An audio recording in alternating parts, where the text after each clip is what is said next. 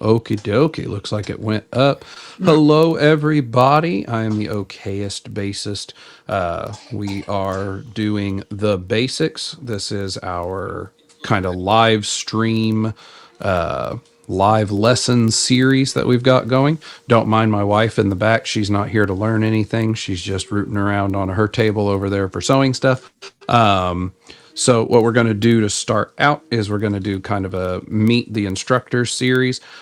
This right over here. Oh, there we go. Figure out Hello. cameras. That guy. It's Prop. So he has his own channel. I'll try to put a link to the description. Otherwise, I'll just put it as a comment. He's going to be one of our instructors, teaching us all sorts of cool stuff. So go ahead, introduce yourself, sir, for the 61 people that are subscribed that somehow know about me and not you. Okay. Well, I'm ProperS, obviously, if you could tell by that right there.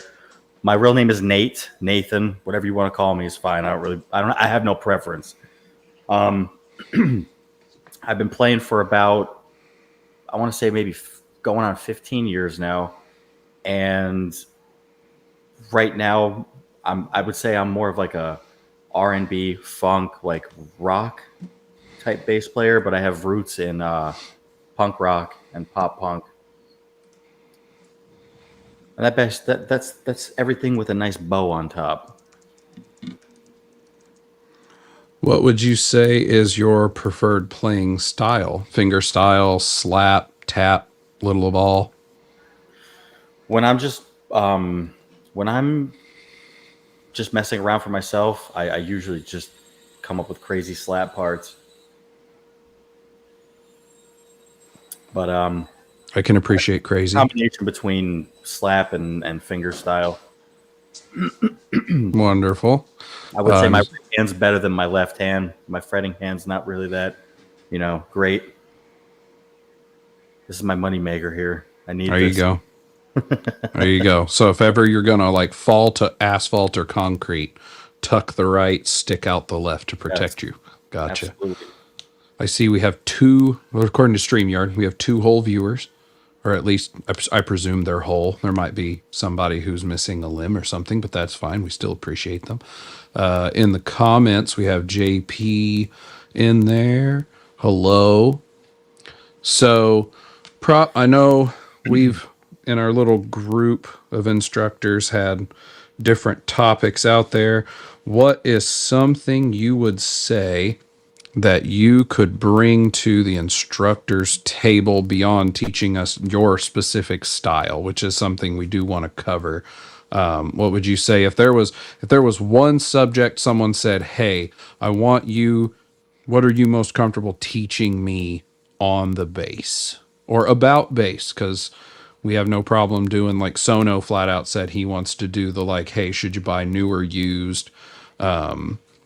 I've already said I have no problem teaching if you're trying to get rid of a bass, what are the good options for that? So where does ProperS feel comfortable in the teaching scenarios? So, just to be transparent, my music theory is I don't even have any music theory knowledge, but Music hypothesis, that's where you yeah, are. pretty much. So, I would say, all right, I'm very okay.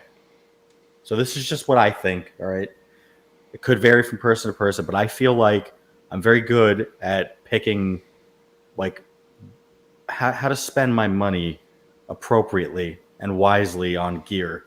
You know, so I feel like I have the edge on that. I do a lot of research when it comes to like instruments and stuff, and when it comes to playing, I feel like I guess like ear training would be the thing I excel at the most. Like I Okay. said, my music theory is just not. I'm actually hoping I could learn something from this podcast too. Hey, if anybody in this group or if anyone enters this group or already is in the group that is a professional bassist, maybe we can all teach them something too. I'm here to That's the learn as well hope. as teach. Absolutely. Also, JP says, don't stick your hands out. Just, I learned something already. Use my there you forehead. go. There's plenty of it there. Four arms, not forehead. Oh, that's a forehead. My bad. Diving, On diving my head. phone, I'll go for the concussion before I damage there's these. literally a giant heart that's blocking the forearm part, so I just assumed it said forehead. There you go. So Okay, that's. I don't know what heart you're seeing because I just have it through StreamYard, so shit. I'm not. I'm not seeing it. Where are we here? You see that little heart there? Ah, Yeah. gotcha. Fair enough.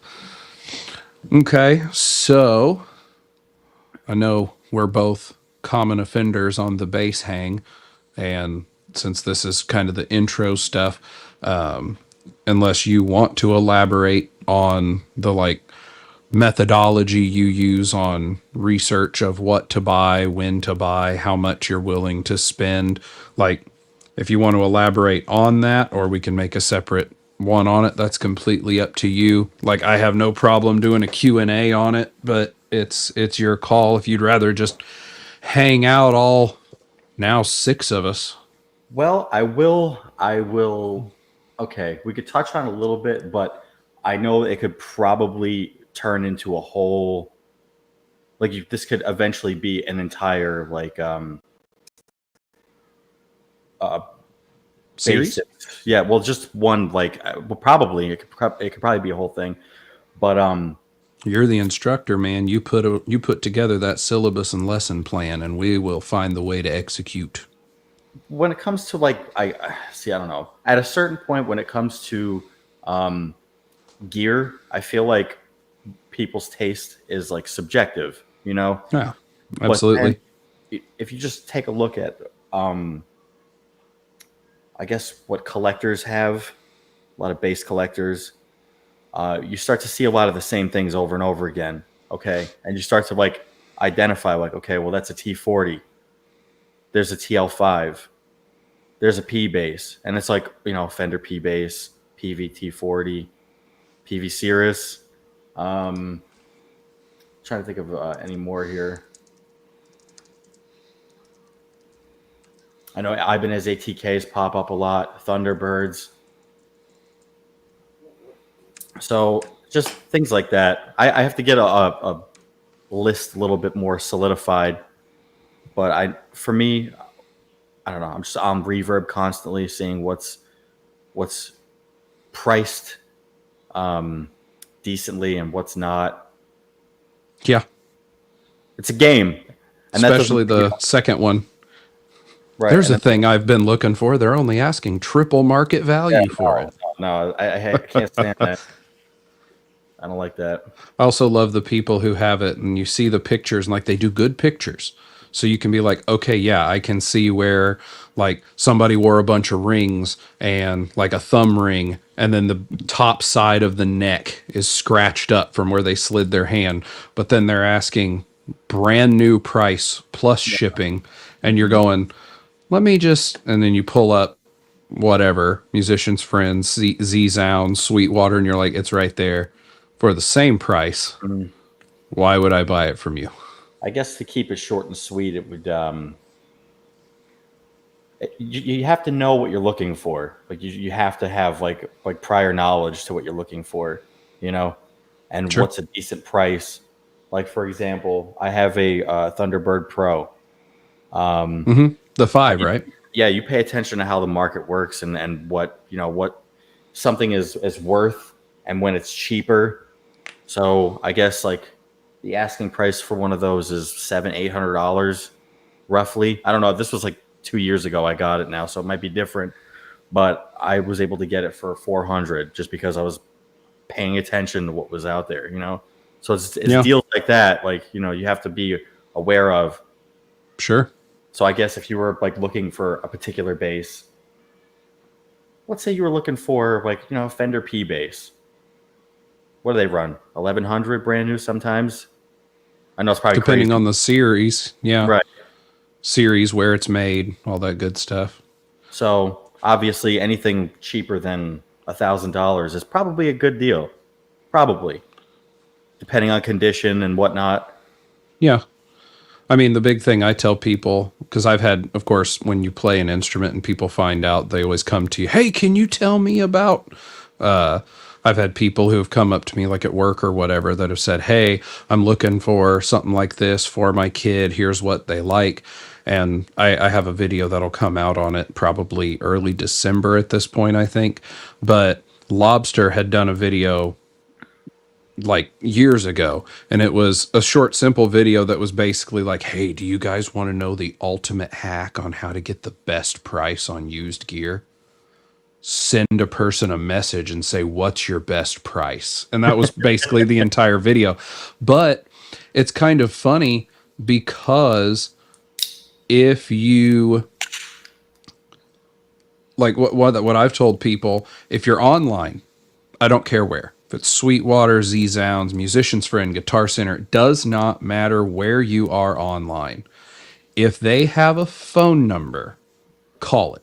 If you're looking at new gear, call that number, talk to a rep, because they almost always are commissioned. So any sale they can get, they will. Like I know Musician's Friend, they pay, I think, decent, but then they get a commissions bonus on top. Like I always use a lady named Carol at Musician's Friend. Her extension's 2450. I call. I have a direct phone number for her at this point, but like I call. If she's not available, I leave a message. They always have the latest coupon code. Like we'll use Musician's Friend as the example. Right now they have their pre-Black Friday going. Anything over $100, 10% off. Anything orders over 215% off. They always have whatever the code is right now. But if there's not a code right now, they have personal codes that they can use, typically to knock off the 10%, something like that. Used to Musician's Friend, they could even add stuff for free. Like if I bought a bass that was more than $500, she'd throw in a set of my Diodario tape wounds, which are retail 65 a set, on top of like 10% off with free shipping. Now the throwing in stuff kind of hit or miss. Sometimes they have that ability, sometimes they don't. But like the last 2 times I've ordered, she didn't have a better code than what you could use online. But having that connection, I'll turn my camera right now. If you look at that second one from the bottom left, that greenish looking one, that's an Ibanez BTB 605 MSHIJK whatever the hell they do. It's like a Dingwall setup, 37 to 35 and a half, something like that. I ordered one of those through her, brand new. Comes in, it was crap out of the box. Like action was a mile off the fretboard. Of course, I swapped it to the tape anyway and thought, okay, tension. I adjusted the truss rod. It took 3 full rotations of the truss rod. Like I was waiting to see the truss rod bounce out the back of the neck, because I took 2 days. I did a turn and a half, let it settle, turn and a half the next day, let it settle, put the strings on. Turned out the strings that I'd bought, which were supposed to be long enough, were not long enough, because it's a 37-inch scale. I bought strings that said they were super long scale, set up to 37. Guess what? That was apparently from silk to silk, not counting the rest. So it was like that far.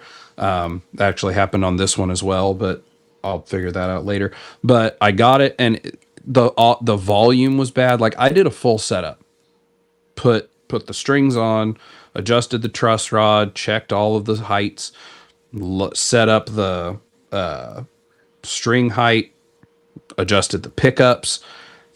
It never sounded good, like ever. Because I had ordered it through her, she refunded the strings, which had already been opened because they were supposed to be long enough. She had messaged to find out. And then I didn't have to pay return shipping on it because it was the problem. And of course, I saved the strings that came off of it when I saw that there were problems, just in case. So I strung it back up with the original strings, packaged it up, sent it out. I say all that to say, like you're saying, if you know what you're looking for, if you're going to buy it new, if you can't find it used, or in the case of your Thunderbird, I want that Thunderbird. If you ever get rid of that, me. Good. But like I've looked for it. They don't make a 5-string Thunderbird right now. They just No, don't. no, they They don't. haven't they haven't since that one, which was like what, stop 2014, 16, somewhere in there. Yeah, about there. Yeah. So like if they were to come out with a new one, like they've come out with the different colors and stuff off the 60s retros, which have the tunematic bridge style rather than the 3-point bridge style. If they were to do a 5-string, then, that would be something I'd be interested in. But again, if it comes out, the new ones right now, you might be lucky enough to grab one in the 650, 700 range Mhm. ish.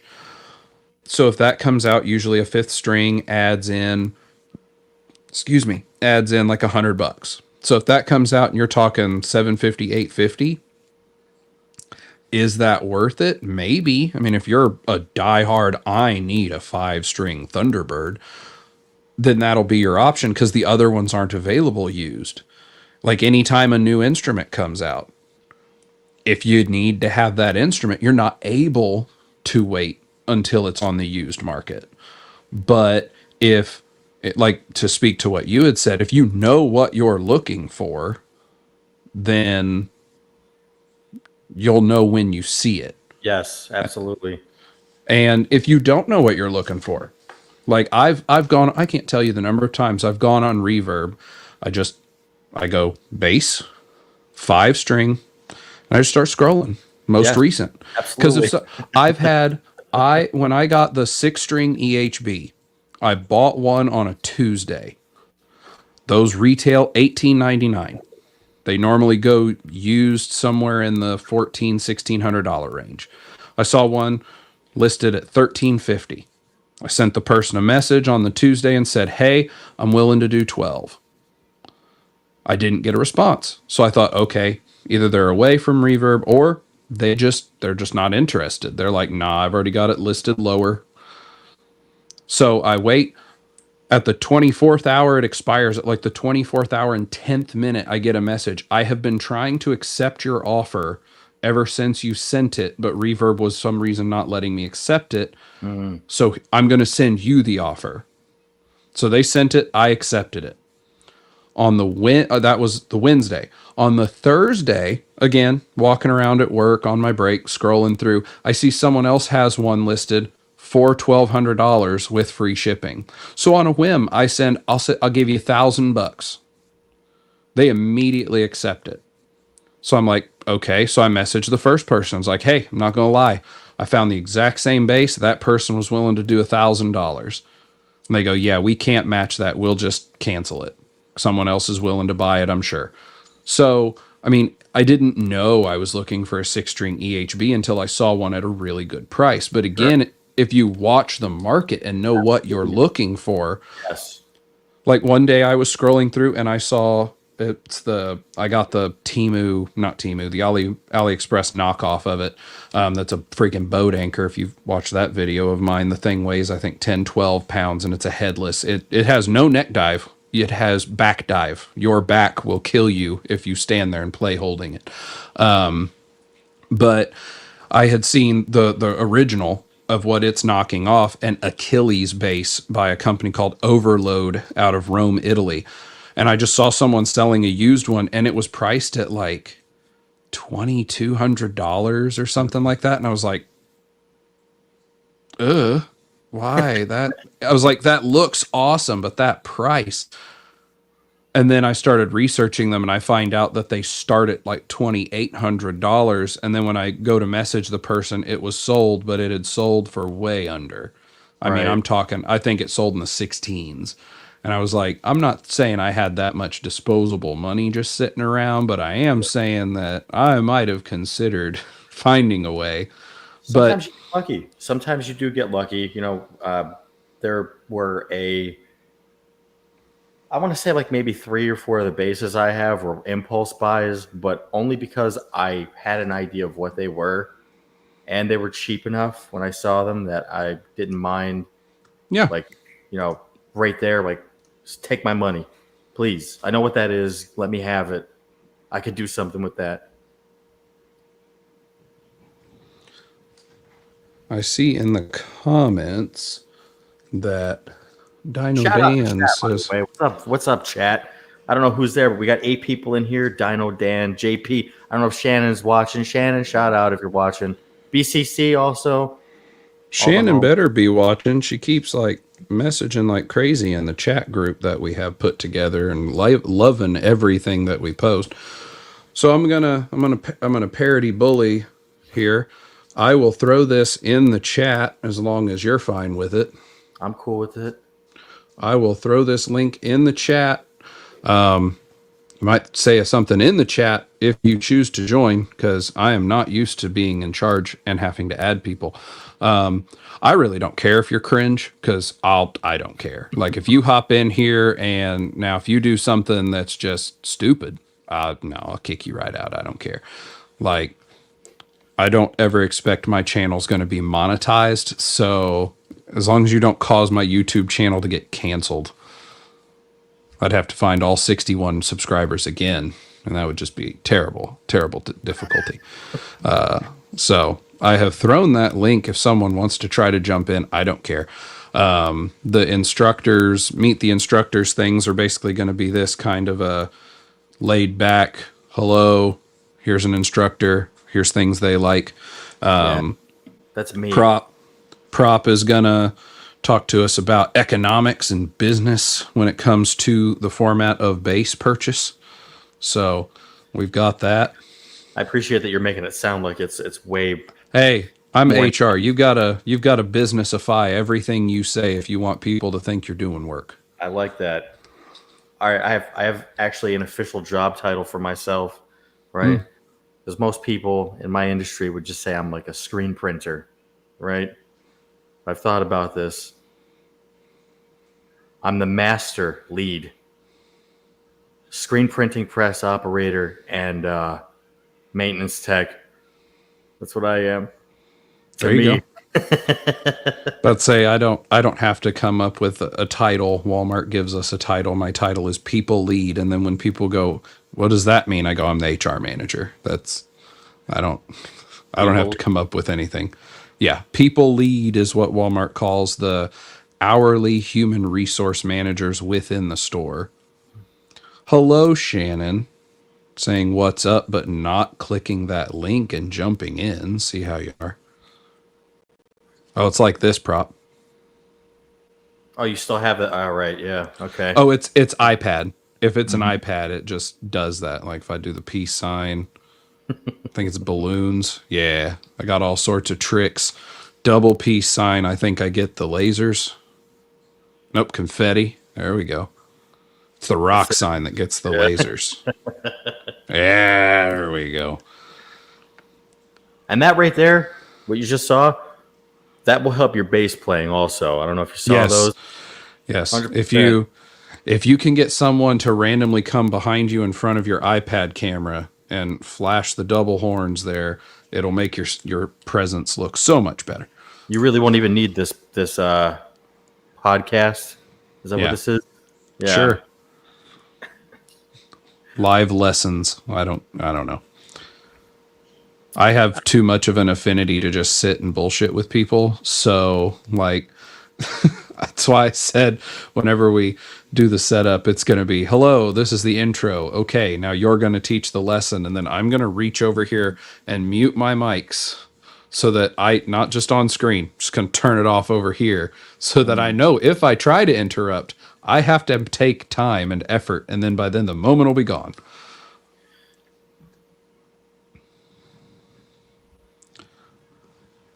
I'm actually thinking about it right now. I feel like Sono would be pretty good at this whole watching the market thing. I know he was doing live streams with stuff like that, but I feel like he only really pays attention to like.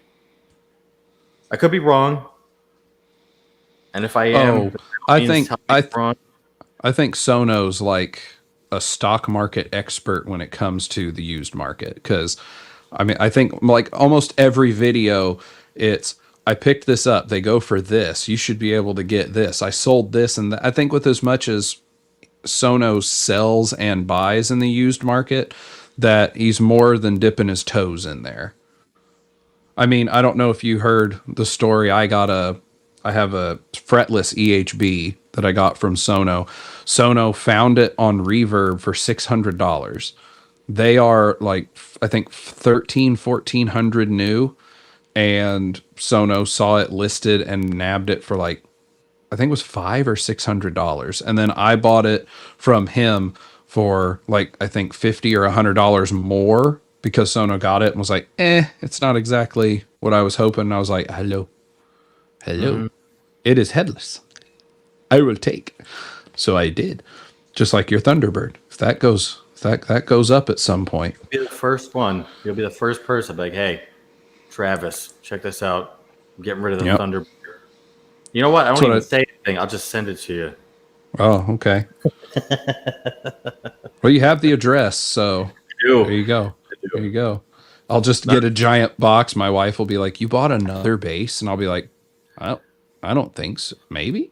I wish they would understand, you know? Oh, mine doesn't care because mine knows I manage all the finances anyway. She's like, "You're not going to do something that's going to ruin us. So whatever you do, okay." We have a Dino Dan in the house and on the screen. What's up, Dino Dan? Your mic is muted, by the way. You are muted, Dino. Yo, what's up, buddy? Hello. What's going on? We are talking / learning things. Yeah, we're just mostly talking. Mostly talking. Mostly talking. Pretty much. The whole That's all I'm reverb good thing. for. I've only really purchased one thing on Reverb, but I've been interested in selling some stuff on there, and I don't know how to get my foot in the door. Any advice? Absolutely. It's one of the topics that we'll do. It's one of the only topics I've actually been willing to cover myself out of all of the things because I'm not teaching anyone how to play. Everybody in the group is better than me. And that, yes, includes you, Shannon. But what I can tell you is when I have gear, not just instruments, amps, anything that I'm wanting to get rid of, what I do typically, I have a local shop that I work with. If you can find a small store, like not a Guitar Center, because they have so many rules from corporate that they have to follow. They can't pay X amount. They can only give you what they can give you. Sometimes you might have some leeway where the person can be like, hey, I've talked to the manager. If you're buying something new, we can give you the 50%, but we can knock extra off what you're going to buy. But if you're more talking about gear equals money, more than gear equals different gear, two things I can give you on advice. Like I said, we're gonna do a video on it, and if I rehash all of this later, that's fine. First thing, if you can find a local shop, like not maybe even a mom and pop shop, but something like person owns it, operates, not just someone owns it and pays someone else to run it for them. If you can get in with them, the shop I have in with, they do consignment. So if it's something like I have this item and I absolutely want it gone and I just want money, you're probably going to get your most deal from like a Guitar Center because they just literally have the unlimited fund sitting back here. We need gear. We're going to buy it. Your mom and pop shops, a lot of times will do a similar percentage. With Guitar Center, they look at what they can sell it for. They give you half. That's just how they run. The mom and pop shop I work with will typically do a little more than half. Sometimes it's slightly less, but I'm an hour and a half from my nearest Guitar Center. So it's not like that's a viable option for me unless I want to spend the whole day. But they do consignment. So I can drop, like right now, I think I have 5 or 6 instruments there that the used retail price on that about $4,800. Like one of them is that 6-string EHB. They're normally $1,500-$1,600. So that right there's more than a quarter of it. But I have all that stuff there. They sell it. They get 20%. I get 80%. And I always tell them, here's what when I do the research myself, I tell them how to price it. So what I do is I go on Reverb. I see what's the cheapest one listed right now in similar condition. If someone's got one listed that has a hole in it from where their 30-06 went off and blew a hole through the headstock. Okay, that's not the same condition as mine. Mine would be a 22, if anything, not a 30-06.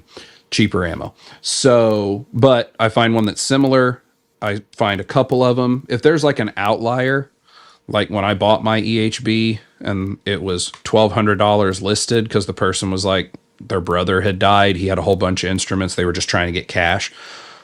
That was an outlier. Again, they normally run like 15, 14, 16, somewhere in there.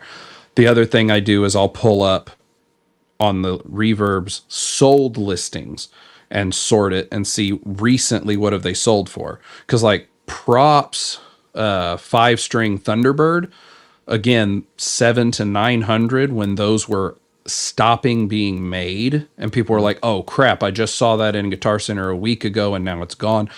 Yeah, 700 to 900. The last time I saw some, they were still in around that 7-ish range. So the price has stayed the same, but we're also talking 6-8 years later. So that's kind of down when you account for inflation and how much stuff's gone up, especially in like our hobby. So if you can find, to answer your question succinctly, if you can find a mom and pop shop that will let you consign stuff, if you're willing to play the longer game for more money, go for it.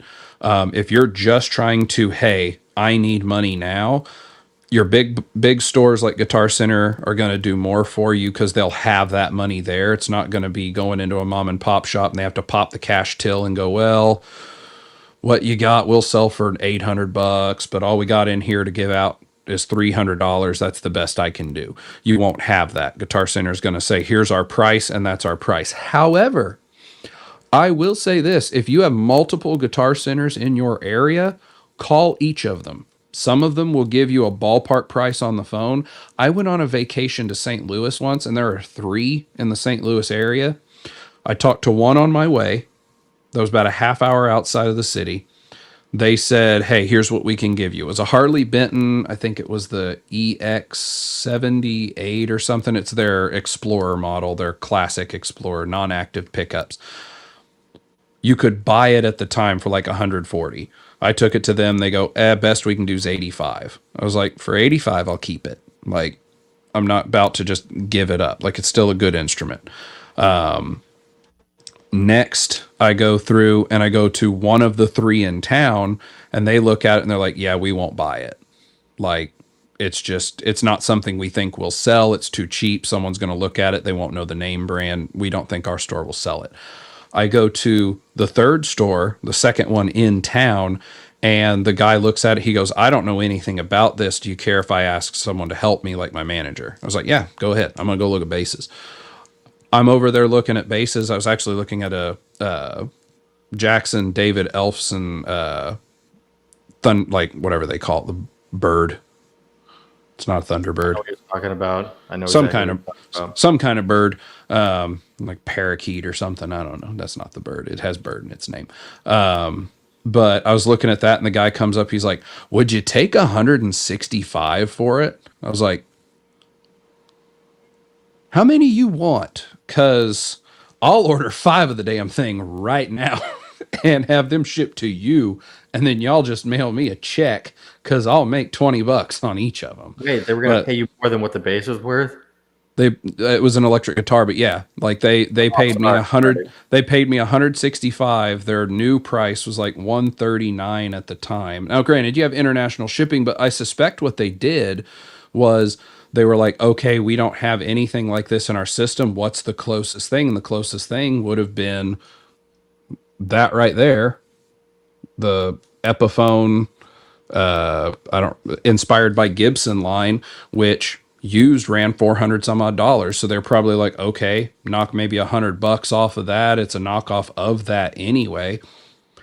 But I mean, if you're just trying to get the money out, find you a big box store. If there are multiple, call them. If you have a local shop, check with them. If they do consignment and you're willing to play the long game, you'll get more money that way. So have you sold anything on Reverb? I sold a grand piano on Reverb. Does that count? Okay. Wow. I've I've not personally. Here's my thing. I know everyone's got their wonder stories of, hey, I listed this thing and a few minutes later, man, someone bought it and I didn't have to worry about it. And everyone's got their horror story. Oh, I sold it to the guy and then he returned it and it wasn't the same serial number and it was broken and I had to open a case. I have sold, I've owned and operated 3 separate businesses on my own. And one of those was an indoor air gun range. And we specialized in like replica guns so that you could come in and get a feel for a weapon that you might want to buy a real one, and do target shooting. Kids loved it. My insurance company did not. But anyway, we had that. And when we had something that went like a year that no one used it, we ended up selling it. And I'd sell them on eBay. I had an eBay store. I'd just sell them on eBay. And I probably sold 40, 50 weapons through there, or toys, whatever you want to call it. I don't know if YouTube's going to go, weapons, guns, oh my God. But I probably sold 40, 50 replicas on there. And one time I had a person who was an asshat. Like they got it, they turn around, oh, it doesn't work. Okay, you're full of crap because I test everything when it comes in and I test everything before it goes out. So unless it was damaged in shipping, it worked. And they're like, no, it didn't work. The CO2 leaked as soon as you put it in. Okay, well, first of all, did you prime the CO2 with Pelgun oil or a full synthetic oil to make sure the seal was proper? I shouldn't have to do that. You are correct. It has a built-in rubber seal to keep that there. Did you tighten it all the way? Yeah, it's just broken. I want my money back. I was like, okay. I take pictures and video of what it looks like on all sides, and I have a video of me packing it so that when a claim comes up, I can show the Postal Service, hey, I packaged this thing and I brought it to you and the package was in good shape. That means you guys damaged it. It's like, you send it back, you pay the return shipping, I will refund you your money minus, your return shipping. You're going to pay that. The person tried to argue it, so I called eBay. eBay was like, yeah, this person has a lot of claims that they make of they get it stuff and that it's broken. So it's just a person always trying to get extra discount. And I don't want to, like with a replica air gun, not that big a deal. I mean, you're talking something that's like at most this big. Like I didn't have like AR sized anythings or shotguns or something. It was all handguns. So all of that stuff easily fit in a small box with packing. You knew it was safe. An instrument, on the other hand, it's not more or less a solid piece of metal. It's wood. If it gets dropped, someone drops it on something, something gets dropped on it, you're risking something breaking. Yes. And then you're going to have to fight with the carrier. You're going to have to, whoever, you got to fight with somebody to make sure that you're compensated for what it was. And as far as reverb and stuff goes, I have no problem buying. I have never had a terrible experience through reverb. I've had some instances, like if you've seen the video I did on that LTD stream that I have, it came in and I thought it was super weird. I thought it had 2 master volumes and it turned out that it was one of the pickups was dead. So the blend going to that pickup was just making it quieter until it turned off. And then the other was the master volume. When I got a hold of the place through whom I bought it, they were immediately like, hey, we're real sorry that happened. Take it to a local tech, have them look at it, because obviously them paying shipping back to them and then shipping it back to me was going to way exclude whatever the cost would be to fix it. And I took it to a buddy of mine who's a luthier. He looked at it. He goes, let me test your pickups. He goes, yeah, one of the pickups is sometimes it works. He said they probably caught it on a good day. He said it could have been during the shipping, temperature change, who knows. But somehow that pickup started dying. You're going to need a new pickup. He goes, they're EMGs. Buy a new set of whatever you want, because he knew I wanted passive anyway, and they were active pickups. He said, just get you a set of passives, find them used. And I did. And everything worked out. And they were like, hey, we're real sorry about that. It's $100 for one new pickup. You bought 2 used ones. Let us just give you $100. So it worked out. And you can get some really good experiences like that. And it's great. But personally, because the inherent risk of damage to the items, I would only sell reverb if it was going to be like local pickup. And at that point, anyone who's looking on reverb that's willing to do local, I live in the middle of nowhere. So there might be 10,000 people in driving distance who would be willing to come get an instrument. At that point, Facebook Marketplace is going to find them first.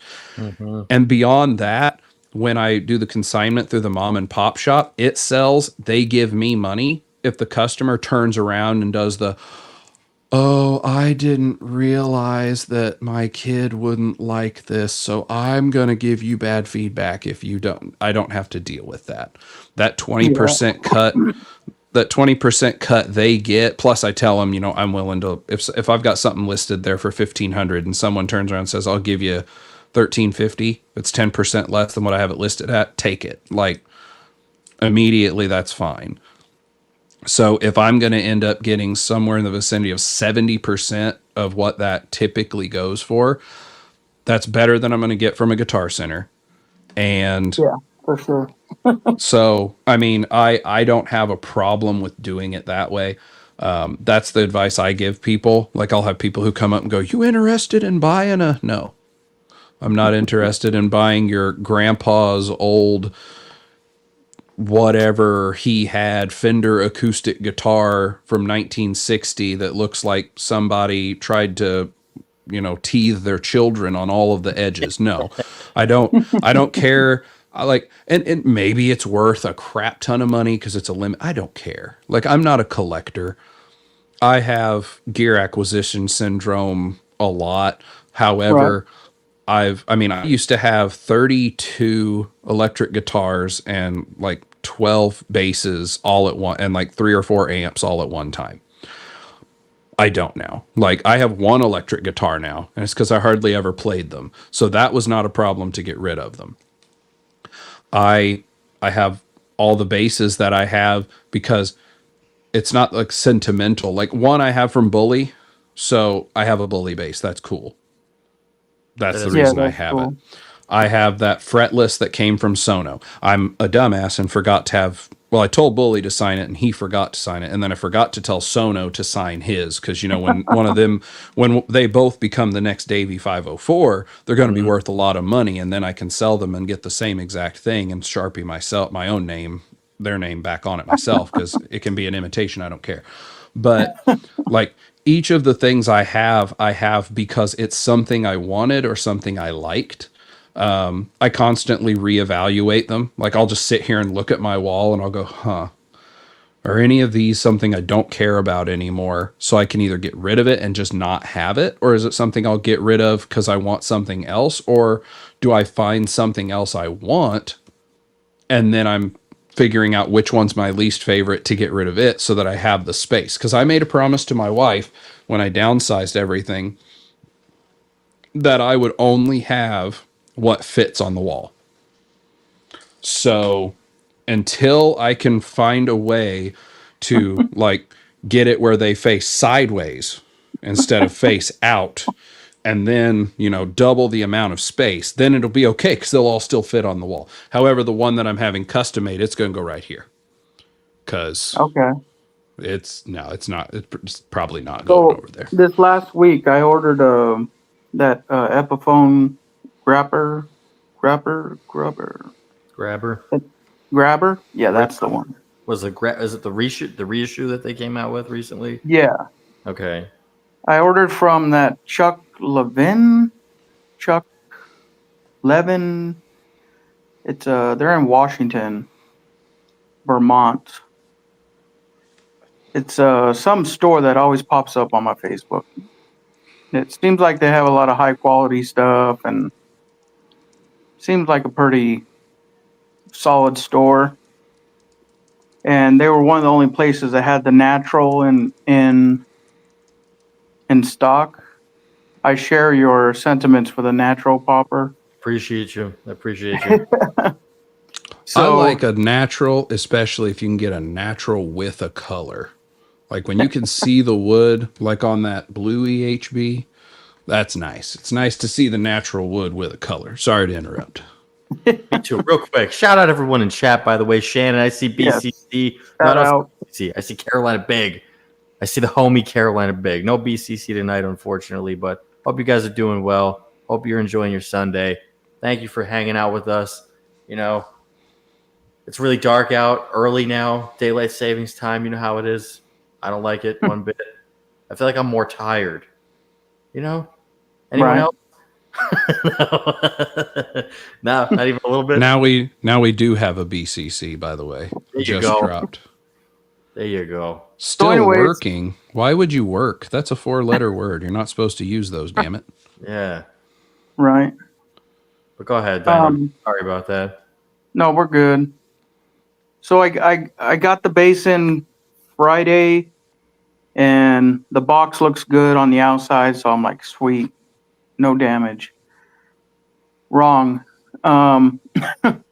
I get it open, and from the outside of the box, this didn't happen in shipping. It's not in the box that it would have went to them in. So that was the first thing that was kind of odd. Usually when I get something from Sweetwater or any new instrument, it's in the original box, and then that box is in the store box. And so this time, the case it comes in, the gig bag it comes in, is kind of bubble wrapped inside of the store box.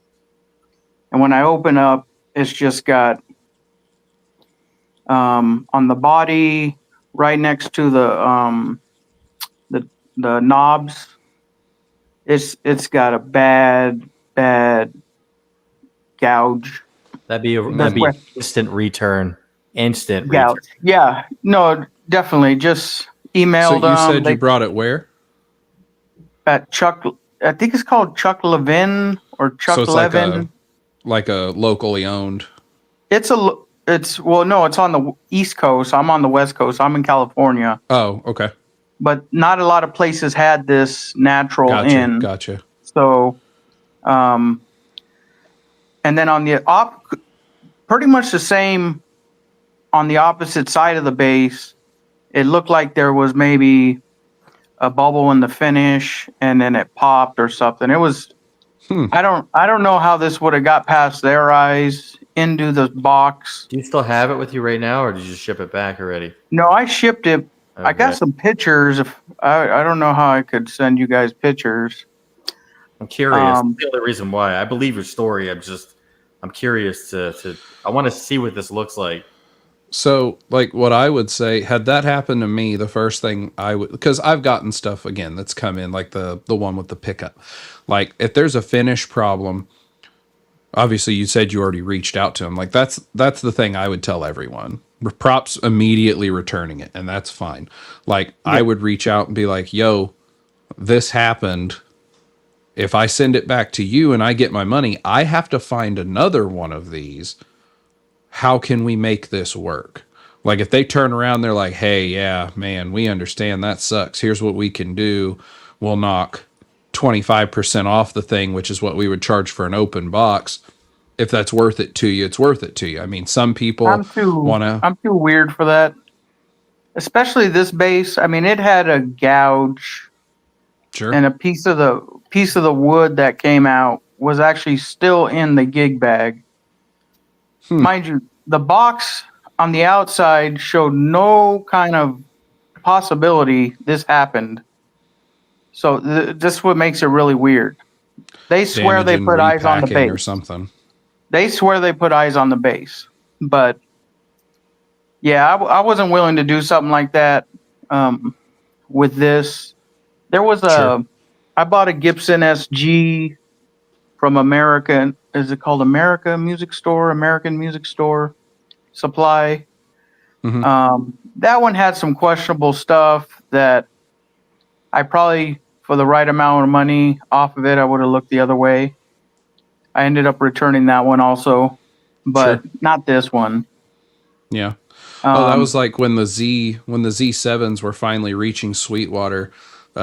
Tim, the guy who I do my stuff with Sweetwater through, he messages me. He's like, hey, so I got a question about your Z7. And I was like, I don't like where this is going, but what's your question? He goes, so you're the next one on the list to get one.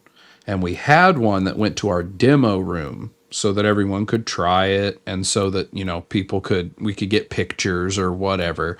He's like, so it went there, and as someone was repacking it, they dropped it. And they dropped it bottom down, and now it has a crack in the body. And I'm thinking, like, what, like, a crack in the body could mean anything. It could have, like, caught a table on the strap button, on the neck. It could have, like, right by the neck, it could have a crack there. So I was like, do you have a picture? Like, let me see it. And he goes, I don't have a picture. I just know the crack is pretty bad. And I was like, again, define. I need a definition. He's like, all I know is they said that it's bad, but that I was supposed to let you know. And I was like, what are we talking? Like, if you're telling me it fell and there's like a huge surface crack all the way across the front, I don't care. Like, if I'm going to play the bass and it's not going to explode on me, whatever. He messages, he's like, let me look into it. Let me see if I can get eyes on it. He messages me back an hour later. He goes, yeah, I'm not selling you this. And I go, why? He goes, it fell on the strap button on the bottom, and the crack, he said the crack is going from the strap button to the neck pocket. Oh boy. Like, it was the entire, it went. Well, and here's the thing though, if you're brave enough and you've got the clamps, you could tight bond that thing back together. And me being me, if he'd been like, hey, this is not the one that you got, by the way, prop, just before you start. No, I don't mind. Before you start looking at it, where's the crack? No. Like, I told them flat out, I was like, these things run like $800-900, right? I was like, how much you guys willing to take off if this thing's broken in half? Like, you send me the pieces and I just take that risk. Like, I agree to no returns. And he was like, let me see. And then they wouldn't do it. They were just like, nah, we can't. I was like, I have the clamps and I will build the rig to hold this thing flat. And me being me, I'll get fucking stickers that look like Band-Aids and slap a line of them across this thing. Be like, I fixed it. If I could have gotten a Z7 that I had to Frankenstein back together for $300-400, I would have done it. Just to be like, this is staying with me because no one will ever want it. I got that same Z7. The natural. How do you like it? I've been having a lot of fun with it. That neck's pretty. Me too. Yes. I wish I'd gotten to play it. I played the pink one, not the nice natural one. I love it. I think it sounds amazing. Yeah, I didn't have any of the problems what's his name had. Sono. Sono with the neck pickup. Didn't have any of those issues, and I ended up having to order mine across the pond from Anderton's. Because they got theirs in before any of us did, which is really interesting. Yeah, but Sweetwater, they couldn't tell me when I would get a natural, and that was the one I wanted. And I was yours like, the 4 or 5? The 4. And I didn't want the other colors. I just certain bases I just like natural, and that's one of them for sure. I agree. I like that too. They look really nice, don't they? They do. I was on a while ago with Proper and Bully and you through my other YouTube, the barbecue one. Yeah, Shannon says you're making her hungry. She wants some BBQ now. Yeah. Yeah, because she sees my IG stuff. But I had mentioned that I have the Rickenbacker. And I know I told you it was maple, but it's not maple. It's the walnut one. Ooh. Which I love that color, that walnut color. Yeah. It's, yeah. Absolutely. So, anyways. Shannon was asking what obviously you said you like it. How are you? Am I supposed to be? How do I see the comments? Oh, there it is. Props. Shannon was asking what you're thinking of it. Okay, so check this out. For me, right, I like tonal versatility above everything. All right, it's probably why I don't have precision basses. I don't hate them. I just don't feel like I might get one eventually, but I just feel like there's so much you can get that does so much tonally, out there. And if you're a P bass guy, it is what it is. I'm not here to yuck anybody's yums. You feel There's a me? reason they've been around for almost 70 years. Absolutely. So If it ain't broke, don't fix it. But I just I don't know. I like punchy, in your face, like aggressive slap tones. Not so much like metal, but I just need something like with balls. yeah, metal's very well known for slap. That's Right. Yeah. Well, when I Unless you're Flea. I meant like fieldy almost. Yeah. These like bass tone. Like I was listening to some guy play before we went live, and he had all these different bells and whistles plugged in, like a dark glass preamp and all these different things that it's overly aggressive, for my taste. Gotcha. This Z7, when you roll the that blend knob to the back pickup, it's exactly what I like. 100%. Nice. After watching Lob's review, I've hollered at them about the Black Sparkle Z3 That's a cool because it reminds me of like a bass boat. All of that flake in there. I was like, they just went to a marina somewhere, and someone was like, Right. that'd be good on a bass. But so we have 3 minutes left before we are out of here. You mind if I pick your brain on one other thing? Absolutely. Well, it's easy. It's hard to find, but if you get a Q-tip with like some sugar on it, stick it in one ear, all 5 brain cells will go to one side. So, I recently bought a 410 cabinet, Oh, wow. and I wanna try to combine amps to run the 410 and a 210, or 410 and a 15. How would you Duct wire tape. that? How would you? That's how you combine them, is with duct tape. Just go Duct around tape. in big loops. They're the Portaflex series on Ampeg. Portaflex Yeah, I'm not the person on that. flip top. No, you guys aren't. No. I'm more of No. I guess if you had any questions about There you go. at home recording or anything That's like the that, equivalent of my amp collection. I have Is a that little the first one or the second over one? here. That's the Spark 2, the 50 watt. Yeah, I I got that don't- one. I got Yeah. both. I had the 40, and like my complaint on it on the video I did was that I had to buy a laptop battery, like an external laptop charger, to power it if I wanted to go somewhere. And then as soon as they announced the Spark 2 had the battery option, the Boss dual cube that I had and the Spark 40 were gone. And I had a Trace Elliott 1x8 that was a 200 watt. I still own it. It's at the shop, the music shop though. But I didn't see a point to keep it. Like, it's 200 watt, it's a 1x8, so it could do like a decently loud busking, which I will never do. And if I'm playing with a band, it's not going to be useful. I'll go through a PA like at church. So I got it originally because my son's name is Elliot, and then I was just going to slap an extra T on the end of it and be like, look, that's your amp. But then I was like, there was no point in having it. But yeah, I'm not, Okay. I'm about to say, I don't know if Prop is, but like Bully, absolutely. I'm sure Bully, maybe BCC, any of them could probably, BCC says 8 ohms, Dan. BCC is your guy. I feel like he's So, knowledgeable. sit on the floor in front of the bass, cross your legs, hold your hands out like this, and say ohm 8 times, and it'll start working. It's great. I don't go to that kind of church. Oh, well, BCC says 8 ohms, so that's the best I can get for you.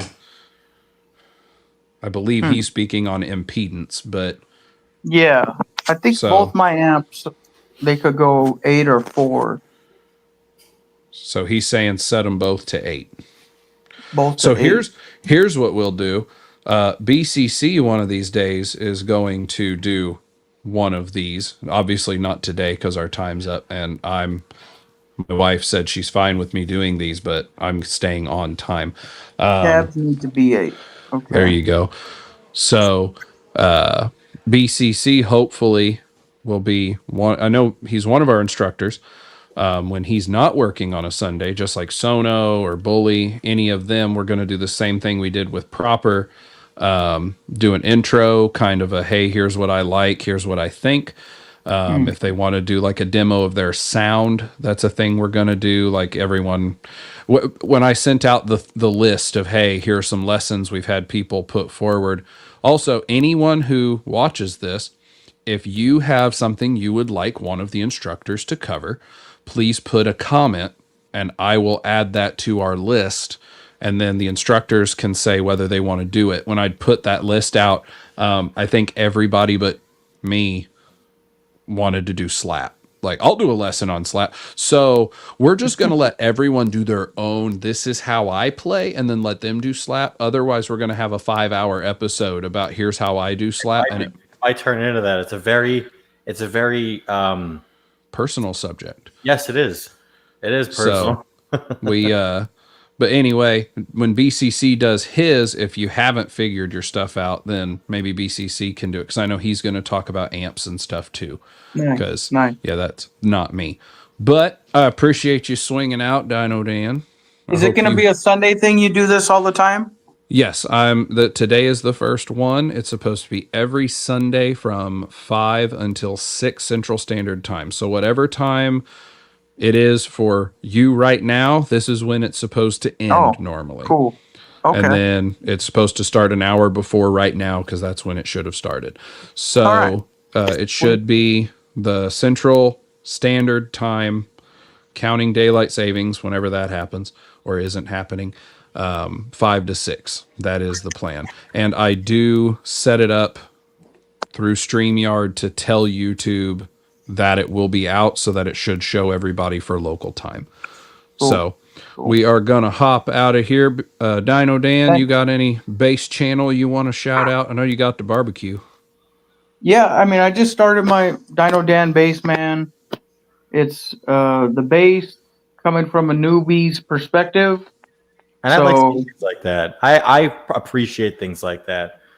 So Shannon, I don't know if you guys watch, not to take up too much time, but she posts her progress, and I really like to see things like that.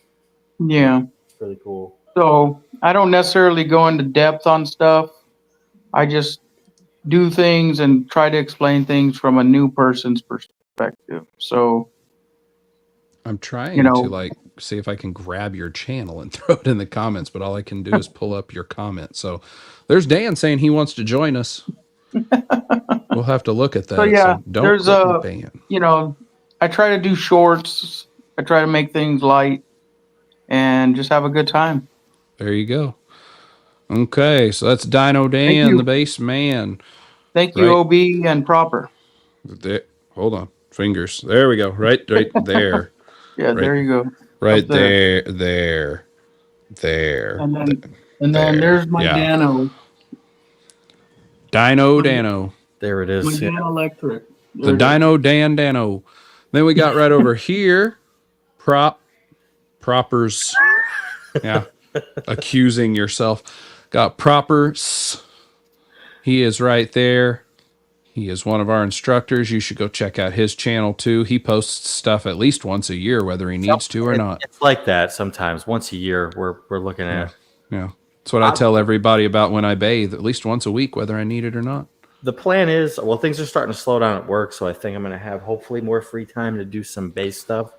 You need to like move around me because there's another music store like 40 minutes from me that literally has like a sign and sticker printing business in its back room. So you could just come work there and you just have everything all at time. I should. So check out Props channel. I'm going to try and find his and Dino Dan's, put them in the comments if I can figure out how to do that. If not, then Prop and Dino Dan can put comments of their own channel down there in the comments, because there's usually. Oh, well, I don't know. I'll talk to Bully and see if he can help me so that they're in there automatically. So that's Prop. Thank you, sir. Thank you. And then I am the okayest bassist. I currently have quite a few videos up. There might be a good one in there somewhere. If not, keep checking. One comes out at 3 every Wednesday. I think I have a backlog up through the end of November, and I have more to record. But due to personal stuff, I haven't been recording the last couple weeks, so I will get started back on that. But I thank y'all for tuning in. It's been an hour, 5 minutes, and half of another minute on top of that.